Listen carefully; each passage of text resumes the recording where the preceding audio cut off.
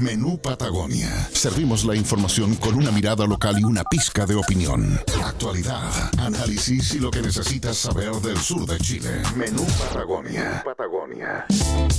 Bienvenidos al Menú Patagonia, 13 horas con 8 minutos. Tenemos 10 grados en la ciudad de Puerto Montt. Vemos cómo llueve hasta ahora en esta imagen que tenemos hacia la costanera de la capital regional de los lagos, Isla Tenglo. Como siempre, la ciudad moviéndose a esta hora de la tarde. Y hoy día estoy con invitado en el estudio. Está con nosotros el senador Fidel Espinosa. ¿Cómo está, senador? Buenas tardes. Muy bien, Cristian, un gusto saludarte. No había venido harto tiempo acá a los estudios, pero gustoso de estar acá, poder conversar con la audiencia y con los televidentes de este importante medio de comunicación. Oiga, nosotros siempre lo vemos porque como tenemos alianza con otros medios, lo vemos en el Sin Filtro, lo vemos también con Gonzalo Feito. ¿Qué pasa cuando le dicen que es el senador del pueblo? Cuando le dicen que lo presenta como el senador del pueblo. Mira, para mí, ¿no es cierto?, ir a ese programa me ha sorprendido muchísimo, te lo quiero reconocer. Es un programa que muchos políticos eluden porque hay mucha conflictividad, ¿no es cierto? Pero fíjate que yo he asumido ahí, no sé, tú me has visto un perfil un poco más de conciliador, de ir a los temas, tratar de ser más objetivo y no de la política de las trincheras, que no es lo que la gente quiere escuchar. Si hay algo que está mal en el gobierno, yo lo planteo, si hay algo que está bien, también lo destaco. Si tenemos temas que ayer estuve en el programa anoche y el tema fue el tema de la semana, que ha sido lo de las licencias médicas, y desde ese punto de vista obviamente se ha transformado en un programa que lo ven, yo diría, millones de personas. Fíjate que yo he sido un parlamentario que, claro, conocido aquí en la región, tengo un alto nivel de conocimiento por sobre el 90% acá en la región, pero en Santiago yo era un político más. Hoy día, después de ese programa, ha sido mucho más en la calle. El conocimiento a mí me ha sorprendido mucho eso. O sea, faltaba un programa de esas características. Así es. Bueno, todos los días acá en Patagonia Radio y Televisión a las 20 horas. Mira. Los días lunes está, ¿o no? ¿O cambió? Este miércoles, mira, te quiero contar, brevemente quiero hablar un tema, no me gusta hablar de temas personales, pero el lunes no estuve porque estaba en España. Cuando fue la pandemia, yo tenía, mejor dicho, cuando fue el estallido social, yo tenía la paradoja de decir, ¿sabe qué? Si voy a ser candidato a senador, tengo dos opciones. Además, competía con un monstruo político, como el ex alcalde y ex senador Quintero. Entonces yo tenía dos caminos. Decía, puedo ganar la elección o la puedo perder, y la otra alternativa era que dobláramos. Claro. Que era lo que debió haber ocurrido, si, como te lo dije la otra vez, si don Raín hubiera hecho campaña. No quiso hacer campaña y perdimos por 2.000 votos el doblaje, que hubiera sido histórico. Nunca el Partido Socialista, en su historia de Chile, ha sacado dos senadores en un territorio, en una misma elección. Esta fue la oportunidad que nos farreamos, producto de la irresponsabilidad del equipo de él. Pero ya eso pasó, ya es parte del pasado. Entonces yo tenía dos opciones. Tú sabes que a mí me gusta el mundo académico. Yo hice clase 10 años en la Universidad de los Lagos, soy académico, tenía un magíster de desarrollo regional, pero ya mi magíster, de mi punto de vista, estaba obsoleto, por los 20 años que habían pasado. Exacto. Entonces yo dije, mira, si pierdo la elección y presento mi antecedente a la universidad, me van a decir, ya tu magíster está obsoleto. Claro. O sea, no vas a tener cabida. A mí me gusta mucho hacer clases. Y me puse a hacer un magíster en la Universidad de Barcelona. En plena pandemia, 2 años. Me fue bien. Planificación territorial y gestión medioambiental, que son temas modernos. Claro. Para el futuro. Y me fue bien, ¿no es cierto? Lo aprobé. Se demoró 1 año y medio la certificación, la firma, y este lunes lo recibí. Y por eso el lunes no estuve en el programa y me invitaron el miércoles ayer después de la sesión. En donde ayer estuvimos discutiendo el salario mínimo, ¿no es cierto? Sí. Y yo les planteaba esto de que ya, estos discursos de que no, es que el salario mínimo, cuando vemos que el costo de la vida se va tan arriba, tan elevado, sube la luz, sube el agua, el salario mínimo se transforma. Estamos complicados. Pero aún así la economía tampoco está acompañando mucho, senador. O sea, digámoslo, obviamente, crecimientos muy mediocres. Eso ha pasado, mira, yo te voy a dar 3 ejemplos de la región. Eso ha pasado porque ha habido una ideologización de algunos ministros que han exacerbado estos problemas. Por ejemplo, la ley de humedales ha sido un problema en el tema inmobiliario. Tú lo debes conocer. O lo que pasa también con el Consejo de Monumentos Nacionales, que ahora hubo una comisión para presentar las... Quieren ampliar de 23 a 30 los integrantes, ponerle más plata, más burocracia, cuando Monumentos Nacional no ha tenido paralizado obras tremendas aquí en la región, que significó la quiebra, incluso una empresa que está desarrollando la obra del bypass de Castro. Oiga, senador, pero ¿sabe qué? Yo cuando lo escucho, senador, usted, bueno, este es su gobierno, usted lo ha apoyado, pero usted, en proyecto de ley sí, pero usted es bastante crítico al gobierno en general, ¿no? Pero no al presidente. Yo hago una distinción. Ayer A me preguntaba el otro día qué nota le pondría al gobierno y qué nota le pondría al presidente. Yo al presidente le pondría un 5, pero a su gobierno un 4. Y su gobierno, nuestro gobierno, ha sido un gobierno que ha tenido ministros que, por ejemplo, yo te voy a dar por eso te di el ejemplo de la ley de humedales. Un desastre, porque hoy día llueve un par de días y te declaran humedal un territorio donde puedes construir vivienda social y se limita todo el desarrollo inmobiliario. Y ahí no estás perjudicando solo al empresario, estás perjudicando a la familia que tiene que tener acceso a la casa propia. Hoy día vengo a una actividad del FOSI donde un montón de mamitas con 3, 4 hijos me decían no nos alcanza para pagar el arriendo. Entonces tú dices ahí, bueno, ahí hay un problema. Tenemos después el tema de las parcelaciones. ¿Tú has visto lo que ha pasado con el ministro Valenzuela? Claro. El SAC ha negado todo tipo de parcelaciones como que si no fuera un derecho de poder vivir en un lugar, ¿no es cierto?, alejado de la ciudad. Eso es un derecho mundial. O sea, la ruralización es un fenómeno que... De hecho, en Yanquihue hay una polémica, ¿no? Con este no recuerdo bien el nombre del proyecto que está cerca del río Maullín, si no me equivoco, pero que también ha tenido una situación... El problema es que el ministro de Venezuela ha tendido, ¿no es cierto?, a querer confundir y tratar de decir que es lo mismo un loteo brujo, que todos condenamos. Un loteo brujo es cuando en una hectárea te pueden meter 50 casas. Eso no corresponde, porque eso no tiene caminos, callejones, lo que pasa mucho en La Vara, todo sector de acá. En donde gente forzada de repente compra un pedacito de tierra, pero no tiene ni una posibilidad de sanear ni nada que se le parezca. Y eso no es lo mismo que vivir en una parcela de 5.000 metros cuadrados. O sea, de hecho el gobierno presentó un proyecto para que se eleve a 5 hectáreas el mínimo. Tú comprenderás quién va a poder comprar 5 hectáreas. No, si claro. hoy día una parcela que costaba en Yanquihue, voy a hablar ni siquiera de Puerto Ara, voy a hablar de Yanquihue, que es la comuna donde yo vivo. Una parcela costaba 20 millones de pesos hace 10 años. Hoy día Yanquihue se transformó en la comuna que más creció su plusvalía de terreno, lo cual es muy bueno por una parte, porque atrajo la inversión privada. De hecho, la costanera que logramos con el alcalde, la costanera de Yanquihue, es la que trajo todo el desarrollo inmobiliario, que hoy día tiene ahí departamentos de primer nivel, y ahora estamos construyendo, no sé si sabes tú, la segunda costanera, que es para el lado de la Llanza. O sea, mira. Yanquihue se va a transformar en la comuna con mejor nivel, ¿no es cierto?, de costanera, y eso va a traer que lleguen más restaurantes que no tiene Yanquihue. O sea, la plusvalía de Yanquihue se ha ido a las nubes. Hoy día una parcela cuesta en Yanquihue 80 millones, 100 millones de pesos. Lo que hace 10 años era mucho menos. 20 millones. Oiga, vamos a temas de la contingencia. Bueno, tema de la licencia. Las licencias médicas, que hemos visto que ya ha empezado una amplia cantidad de renuncias también en el gobierno. 1.000 funcionarios se ha hablado más o menos de que han renunciado. Pero aquí hay un tema que no es nuevo, obviamente. Esto viene hace muchos años.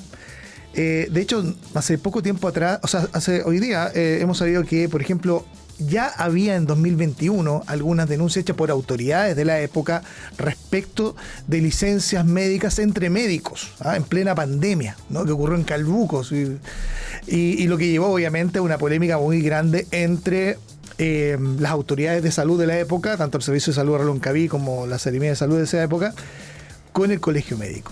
Entonces, a ver, ¿frente a qué nos estamos enfrentando con esto de las licencias médicas, senador? Porque realmente uno dice, esta cuestión esta cuestión solo tiene para aumentar la polémica, no para acotar. ¿Y qué se puede sacar el limpio ya? A ver, primero decirte que estamos viviendo, lamentablemente, tú me conoces a mí, yo digo las cosas como son y probablemente lo que voy a decir sea el titular, pero estamos viviendo una crisis de corrupción en el país que supera largamente este tema de las licencias. Yo voy a referir a eso, no voy a eludir, por cierto, el tema, al contrario, tengo mi posición. Pero estamos viviendo una crisis de corrupción. Mira, si tú te das cuenta, el director de la PDI, el exdirector de la PDI, formalizado, ¿no es cierto?, por malversación de caudales públicos. La PDI, porque es el organismo que tiene que investigar los delitos. Tú sabes lo que pasó en la institución de Carabineros. 27.000, 30.000 millones de pesos, en donde ahí a quién perjudicaban, al carabinero, el que hace la pega, el que está en la calle, porque estos fueron robos que ocurrían al interior de la institución, pero eran mandos medios, no era el carabinero que no anda resguardando la seguridad. El Poder Judicial también. En el Poder Judicial. Entonces tenemos una crisis de corrupción también en el Parlamento. O sea, hoy día, pero está podrido el sistema. ¿Usted podría calificar que la situación que se está viviendo muestra un grado de putrefacción? Yo no utilizaría ese concepto, pero diría que llegamos a un nivel de tanta permisividad en estas materias que el funcionario público, el parlamentario o la autoridad creyó, ¿no es cierto?, que aquí las cosas como antes se podían de una u otra manera tapar y decir, ya me fui de licencia, no pasó nada. No, hoy día lo que hizo la Contralora fue algo efectivo, cruzó información. Ojo, que esto hizo bien la pega. Hizo muy bien. Y yo voté por ella cuando muchos decían que no había que votar por Dorothy Pérez. Hubo una campaña de desprestigio para que ella no asumiera la Contraloría. Y no me arrepiento, lo dije ayer en Sin Filtro, no me arrepiento de haber votado por ella porque está haciendo la pega. Está cruzando información. Imagínate, Cristian, que estamos hablando de 25.000 funcionarios que en un año y tanto de revisión aparecieron con este problema. O sea, revisamos 5 años para atrás, como ha anunciado OneRay, nos vamos a encontrar con más sorpresas. Y probablemente muchos de los actuales van a ser reincidentes. Porque este ya era un modus operandi que transversaliza la clase política. Aquí no hay no hay exclusividad de izquierda, derecha. De todos los colores, de todos los colores. Y lo segundo, lo de los médicos. Lo de los médicos es un tema que siempre denunciamos. Pero siempre entre ellos se protegían. Y eso es así. Los médicos se protegen entre ellos. Y aquí lo que se descubrió es que había médicos que pedían licencia otorgadas por otros colegas para ir a operar. Y lo que pasó una crisis de moralidad. Lo que pasó durante el COVID-19, pues, que se daban licencia entre los médicos y cuando más se les necesitaba. Cristian, mira, y lo que yo reflexionaba el otro día, yo decía, mira, hubo funcionarios y funcionarias que salieron de vacaciones con estas licencias médicas, con sus hijos. Entonces yo me pregunto, si tú haces eso, si sabes que estás haciendo un fraude con una licencia que te otorgaron indebidamente porque no estabas enfermo, ¿qué valores después le puedes exigir a tu hijo? Esa es la pregunta que tenemos que hacernos entre otras materias. Ahora, desde el punto de vista legal, ¿qué podemos hacer? Porque hoy día hay una ola de renuncia, tú lo decías recién muy bien. Pero esta ola de renuncia, para que la gente lo entienda, tiene una explicación. Si la entidad donde hay una persona que está comprometida con una licencia falsa no ha realizado los sumarios y le ha permitido que esa persona renuncie, esa persona ya queda eximida del sumario. Por lo tanto, no va a ser objeto de una destitución, no va a ser objeto de un proceso, de un debido proceso, para que sea sancionado su conducta indebida. Por lo tanto, muchos de los que están renunciando, o muchas de las que están renunciando, lo están haciendo con el propósito, les conviene para que no sean sancionados y el día de mañana puedan volver al sector público. Y en eso vamos a ser vigilantes. Alguien me decía ayer, pero ¿por qué no presentan un proyecto de ley para que no puedan volver? No se puede, sería inconstitucional. Porque como no está sancionado, ¿cómo va a salir sin una sanción? A no ser que el Ministerio Público de oficio determine que una persona, supongamos que tengamos un caso de una persona que fue descubierta entre 2023 y 2024, pero ya tenía otros casos para atrás dentro de los 5 años para atrás. Ahí el Ministerio Público podía actuar de oficio y poder perseguir ya con el Consejo de Defensa del Estado, pero ese ya es un carril distinto que un tema penal. Oiga, senador, pero a ver, hoy día, ya, eso es una... De hecho, entiendo que había hasta memorándum ahí de asesores para decir cómo actuar frente a la situación. No, yo leí había uno de Ñuñoa. Yo que siempre he sido, ese mismo, yo que siempre he sido un defensor irrestricto de los trabajadores, me dio vergüenza que desde el sindicalismo o desde la actividad dirigencial se pretenda justificar esto. Lo mismo que hicieron los funcionarios del Congreso o de la Cámara de Diputados, sacaron una declaración diciendo que ellos no iban a aceptar una cacería de brujas. O sea, esto no es una cacería de brujas. Aquí lo que hizo la Contralora fue hacer algo justo, que fue investigar, ¿no es cierto?, las licencias médicas, y se habían salidas del país porque recibió denuncias. Como tú lo dijiste muy bien, habían denuncias que nunca se habían investigado. Y ella lo que hizo fue investigar. Y lo otro que quiero contarte es que aparte de eso tenemos otro problema. En los municipios de Chile no se recuperan las plata de las licencias pagadas. No sé si sabía. No.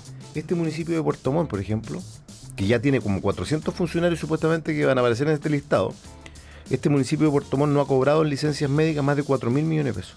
¿Tú sabes todo lo que podríamos hacer con 4.000 millones de pesos en Puerto Montt? O sea, pero, mire, es plata que no tenemos en la municipalidad hoy día y necesitamos. Se pagaron las licencias y después el municipio no hizo el trámite de recuperar la plata. Entonces yo no encuentro, eso no es solo en Puerto Montt, o son una cifra menor, pero igual todas las pero eso es por inoperancia. Eso no tiene que ver con las licencias fraudulentas, tiene que ver con licencias que se ejecutaron en el país, que fueron pagados sus sueldos completos y después no se recuperó la plata. Pero eso también es perjuicio local y yo creo que ahí sí. Pero ¿quién es responsable de no hacer la pega ahí? Ahí, obviamente, ¿no es cierto?, que el jefe del servicio respectivo, que es el alcalde. Oiga, estoy conversando con el senador Fidel Espinosa. Oiga, senador, pero a ver, bueno, este tema de la licencia realmente es bastante indignante y todos dicen ya, vamos a sumario, pero hoy día dado el estatuto administrativo vigente, es la única manera de poder desvincular a un trabajador. Pero hay muchos sumarios que no llegan a nada o que están ahí empolvándose en los archivos. Si tú me preguntas a mí, yo no creo en los sumarios. Imagínate que el famoso Carlos Soto, que era el administrador municipal involucrado en una serie de hechos que está siendo investigado hoy día por el Ministerio Público, tuvo por años un sumario en el escritorio del alcalde y nunca se ejecutó ese sumario. O sea, cuando llegó la nueva administración descubrieron que ese sumario ya había Caducado. ¿No? Prácticamente caducado. ¿Y cuando uno está sumariado, sigue recibiendo la plata, su sueldo? Totalmente. ¿Y el 100%? Sí, porque no ha sido suspendido. Ser sumariado no significa, generalmente, en la mayoría de los casos, no significa la suspensión del ejercicio del cargo. Entonces siguen recibiendo, este señor que estoy mencionando recibió su plata durante largo tiempo. Pero en fin, si tú me preguntas a mí, yo tampoco creo que van a ser desvinculados los 25.000. Es imposible, pero sí yo creo que tienen que haber criterios que sean generalizados para sancionar. Dos cosas. Primero, que el mazazo que ha dado Dorothy Pérez con este tema es muy bueno para el país. ¿Por qué es muy bueno para el país? Porque de aquí para adelante yo creo que esto no va a volver a ocurrir, o el que lo haga ya se va a hacer un caso muy, pero muy excepcional, pero ya hoy día va a haber un sistema de cruzar información cada vez que hay una licencia, lo cual es muy bueno.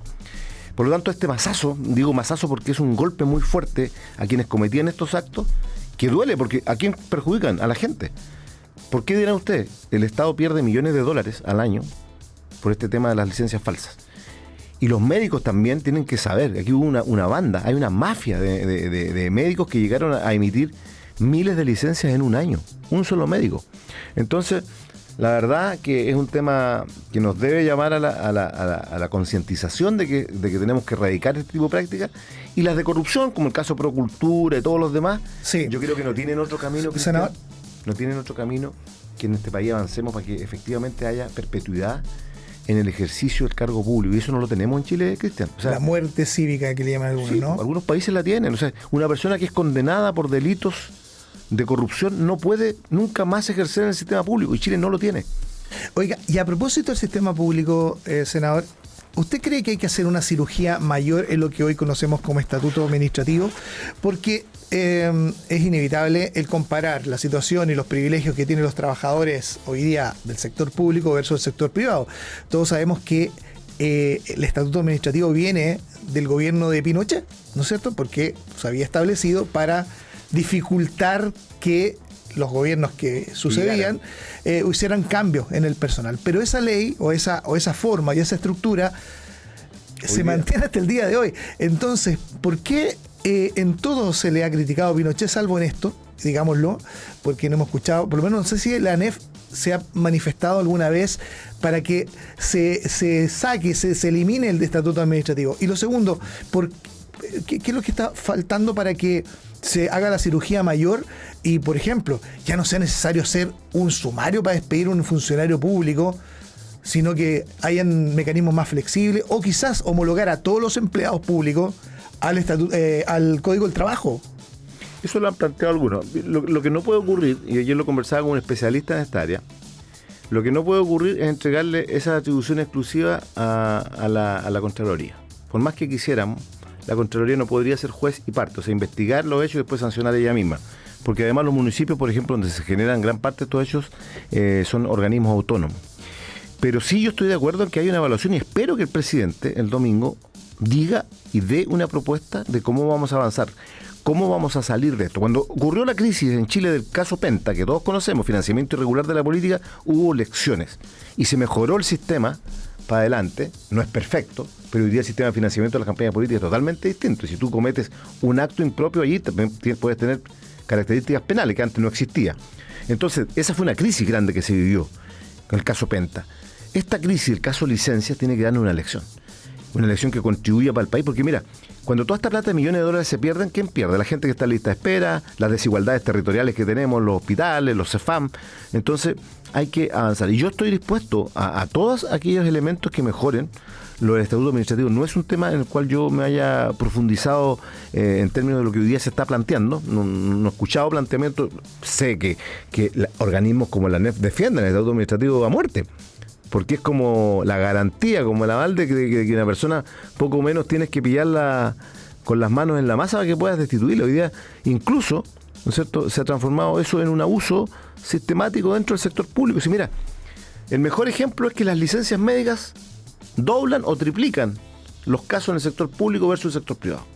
Claro. Y más encima un trabajador del sector privado, cuando tiene una licencia, muchas veces le rechazan la licencia, lo van a ver a la casa, cuestión que no pasa aquí. Entonces esto tiene que ser, así como la Contralora ha dado un golpe muy letal, muy fuerte y bueno para el país, yo creo que hoy el presidente tiene una hermosa oportunidad el domingo de, antes de terminar su gobierno, proponer algo importante en esta materia, y no solamente que se dedique el día domingo a hablar de la ley del aborto, de la eutanasia, que yo no apoyo la del aborto, pero sí la eutanasia, y aunque sea socialista, aunque el partido me diera una orden, no voy a votar a favor del aborto, porque voté a favor de las 3 causales y muy bien fundamentadas. Yo estoy de acuerdo con ese proyecto, creo que hasta allí está bien llegar. Yo sé que mi discurso en ese sentido no es el que a algunas personas les gusta, pero yo soy consecuente con lo que he planteado siempre. Yo represento a la gente de mi región, y la gente de mi región mayoritariamente no le gusta que nos aboquemos solo a ese tema. Ojalá que tengamos temas importantes el domingo para estos 8 o 9 meses que quedan de gobierno. Estoy conversando con el senador Fidel Espinosa acá en Patagonia Radio. Este es el menú Patagonia. Le voy a sacar el tema de la licencia. Le quiero preguntar por lo del tornado, lo que ha pasado sin precedentes, o por lo menos hay registros, pero que haya pasado por el medio de la ciudad de Puerto Vara. O sea, una situación realmente muy, muy complicada, que notó varias falencias que tiene el país hoy día, ¿no? Sistemas de predicción de este tipo de fenómenos, falta de ejecución de planteamientos que hizo en su momento el presidente Sebastián Piñera hace varios años, pero que no se concretaron por distintas razones. Vino el presidente, me imagino que le pareció bien que haya llegado el presidente, y anunció ayuda.